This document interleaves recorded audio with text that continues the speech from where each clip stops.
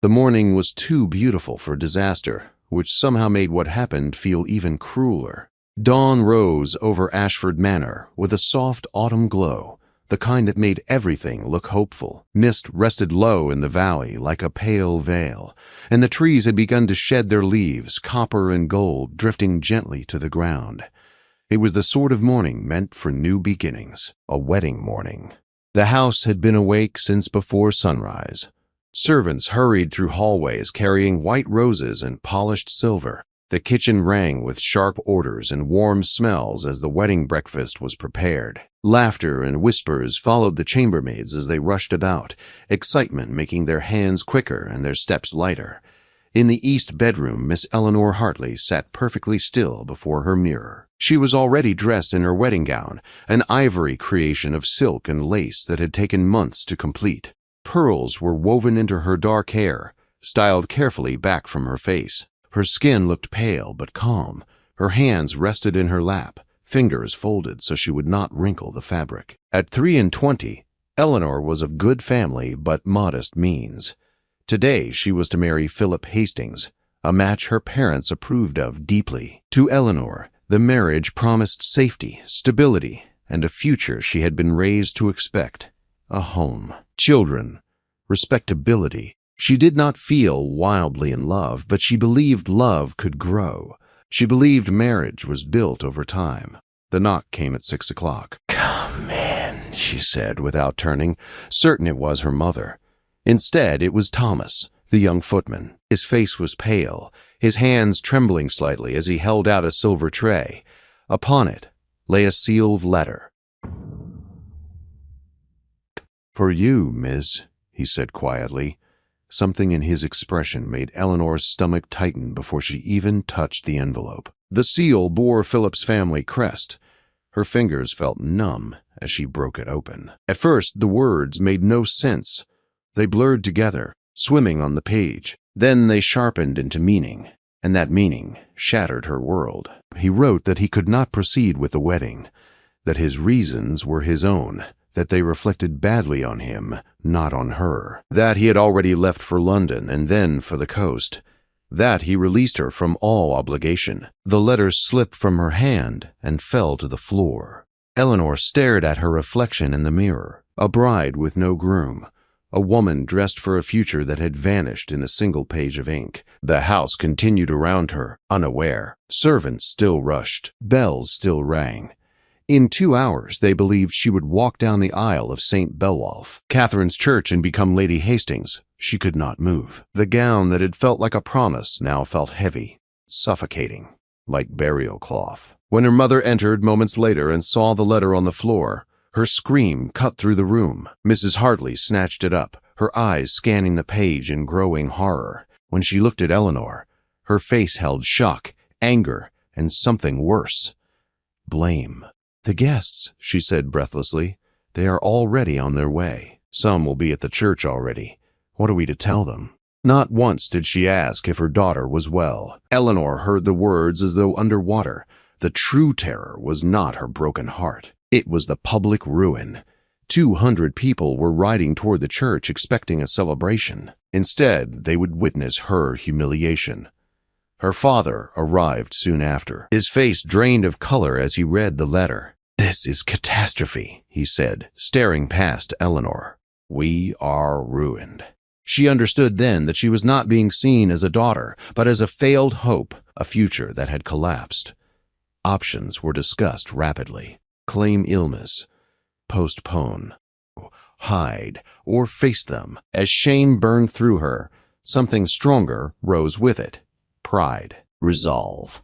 "I will go to the church," Eleanor said quietly. "I will not hide." Her parents stared at her as though she had lost her senses, but she stood, gathered her skirts, and walked toward the door. If she was to be destroyed, she would face it standing. The carriage ride passed in a blur of fields and falling leaves. Eleanor thought of the life she had imagined, the children. She realized with a sharp clarity that she had never truly loved Philip. She had loved the safety he represented. When the carriage stopped before Catherine's church, the building was full. She stepped down with her head held high. Her father did not escort her. He could not bear it. Eleanor walked alone down the aisle. Whispers followed her steps. Confusion rippled through the pews as people noticed the empty space at the altar. The vicar looked stricken. She reached the front and turned to face the crowd. 200 faces waited. She drew a breath. "Ladies and gentlemen," she began. The doors of the church burst open. The sound echoed like thunder. Every head turned. A tall man stood framed in the doorway, autumn light behind him. He moved with purpose, his presence commanding silence. He was dressed in fine, dark clothing, his expression severe, his gaze fixed only on Eleanor. She had never seen him before. He walked down the aisle as though he belonged there. When he spoke, his voice carried through the church, calm and certain. "I believe there has been a mistake," he said. "This is my wedding." The silence inside the church was so deep that Eleanor could hear her own heart. The man reached the altar and stood beside her as though it were the most natural thing in the world. Up close, she saw that his dark hair was neatly trimmed, his posture straight, his expression calm but intent. He looked at her, truly looked at her, as if she were not an object of pity or scandal, but a person whose choice mattered. "Trust me," he said quietly, "only for her. I am offering you a way out." Her thoughts raced. She did not know his name. She did not know his purpose. But she knew one thing with painful clarity. If she refused, she would leave this church ruined. If she accepted, she stepped into the unknown. "I know what Hastings has done," he continued in a low voice. "I can offer you marriage and protection, not romance. Not yet. Only respect and safety. You must decide now." The vicar cleared his throat, clearly unsettled. Murmurs grew among the guests. Eleanor felt the weight of every eye upon her. She had come here ready to face disgrace. She had not expected rescue. She thought of the years ahead if she refused. The whispers, the pity, the slow shrinking of her world. Then she thought of the man beside her. A stranger, yes, but one who had walked into her humiliation and stood beside her. "I accept," she whispered. Something like relief crossed his face. He turned to the vicar and addressed him clearly. He explained that prior arrangements had existed, that confusion had delayed proper announcement. The words were spoken with such authority that few dared question them. The ceremony resumed, unreal and dreamlike. Eleanor barely felt her feet touch the floor. The vows passed her lips like borrowed words. When the ring was placed upon her finger, it was too large and slipped slightly, and the man steadied it with his thumb. His touch was warm, steady. When the vicar declared them husband and wife, Eleanor felt a strange stillness settle over her. The chaos of the morning quieted into something else. Not joy, not fear. Something suspended between. When he kissed her, it was gentle and brief, respectful rather than claiming. That small mercy meant more than she could express. They walked back down the aisle together. The whispers followed, but now they were different. Curious, confused, speculative. Outside, a carriage waited, not her family's. As the doors closed and the carriage began to move, Eleanor finally spoke. "May I know your name?" she asked. "Sebastian Ashworth," he replied, "Duke of Rothermere." Her breath caught. She had heard the name before. Powerful, private, rarely seen. "Why?" she asked. "Why do this?" He looked at her for a long moment before answering. "Because I have stood where you stood," he said, "and I wished someone had offered me a choice." He explained about Hastings' debts, about the flight, about the knowledge that had reached him too late to warn her. He spoke without cruelty, but without excuse. Eleanor listened, numb, yet oddly calm. When they arrived at Rothermere Hall, she felt the full weight of what she had done. The estate rose before her in gray stone, vast and solemn, beautiful in a lonely way. Servants gathered, clearly unprepared for a duchess. Introductions were made. Mrs. Brennan, the housekeeper, curtsied with dignity. Eleanor was led through long halls into rooms prepared for a duchess who had not existed that morning. Only then, alone at last, did she weep. The days that followed were quiet and strange. Eleanor explored the house. The library became her refuge. Sebastian gave her space, never pressing, never demanding. They dined together only occasionally, speaking carefully, learning one another in small, cautious steps. She observed him quietly, the way he spoke to servants with kindness, the way loneliness clung to him like a shadow. Weeks passed. Autumn deepened. The estate felt asleep, waiting.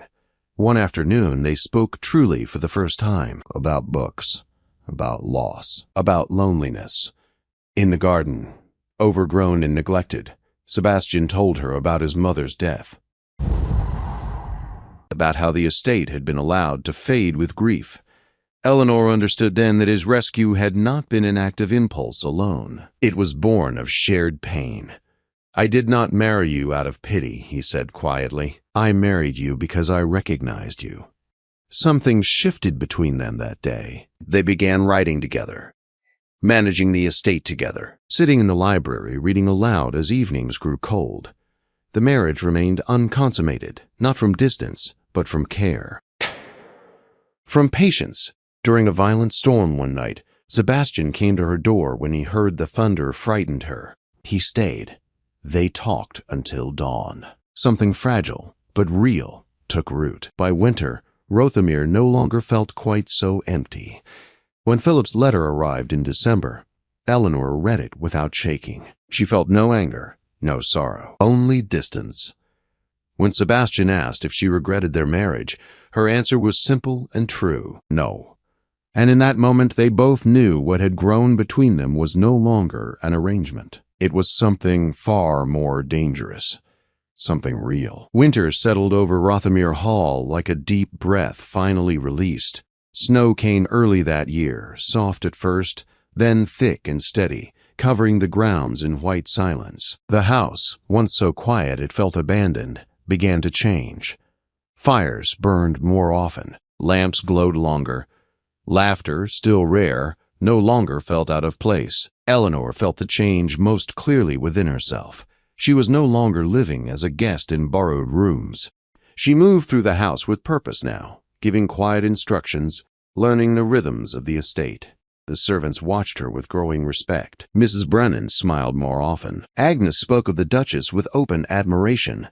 Sebastian noticed everything. He noticed how Eleanor paused to speak with servants instead of passing them by, how she learned the names of tenant children, how she listened. One evening in early December, they sat together in the library as snow tapped against the windows. Eleanor read aloud while Sebastian watched the fire.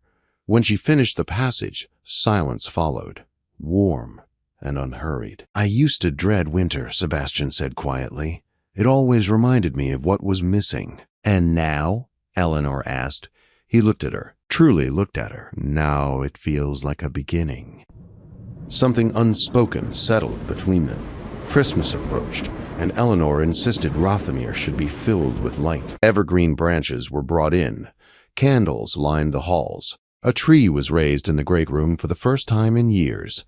Sebastian watched her direct the work with quiet awe. On Christmas Eve, the house glowed. Later that night, beneath mistletoe, hung without comment by the servants, Eleanor kissed Sebastian first. It was not planned. It was simply inevitable. The barrier between them dissolved with that single choice. Their marriage truly began that night, not in ceremony but in trust, in tenderness, in certainty. The weeks that followed were gentle and fierce all at once. They learned each other in small ways, how Eleanor liked her tea, how Sebastian grew quiet when lost in thought, how both carried old fears that softened when shared. By January, Sebastian no longer slept alone. By February, Eleanor discovered she was with child. The knowledge filled her with joy and fear in equal measure. When she told Sebastian, he knelt before her, as though she had given him a miracle. "A child," he whispered. "Ours." He became fiercely protective, sometimes too much so. Eleanor laughed and reminded him she was still herself. Spring arrived slowly. Crocuses broke through frost. The gardens stirred. They planned the future together. A school for the village children, repairs to neglected cottages, a return of life to land that had waited too long. Eleanor had found her purpose. Sebastian had found his partner. Then the doctor spoke quietly of risk, of danger. Sebastian heard death in every careful word. Eleanor saw the fear in his eyes and took his hands. "We will face this together," she said, "as we always have." Labor came in early summer. It was long. It was painful. It tested every breath Eleanor took and every prayer Sebastian whispered. He refused to leave her side. At dawn, their son was born, strong, crying, alive. Eleanor lived. Sebastian wept without shame. They named the boy James. The house celebrated softly, reverently, as though afraid joy might shatter if spoken too loudly. In the weeks that followed, Eleanor recovered slowly, the baby always near. Sebastian hovered, learning fatherhood with the same care he gave everything else. Rothamir changed. The gardens bloomed again. Children laughed in the village. The school opened by autumn. People spoke not of scandal now, but of love, of a duchess who listened, of a duke who smiled. Years later, Eleanor would sometimes think of that morning at Ashford Manor, of the letter, of the ruin she had believed awaited her. She would think of the church doors opening, of a stranger who offered her a choice, and she would hold her son closer, look at the man beside her, and know with certainty that the worst day of her life had been the first step toward everything that truly mattered. Because sometimes salvation arrives not as comfort, but as courage, and sometimes love begins where all hope seems lost.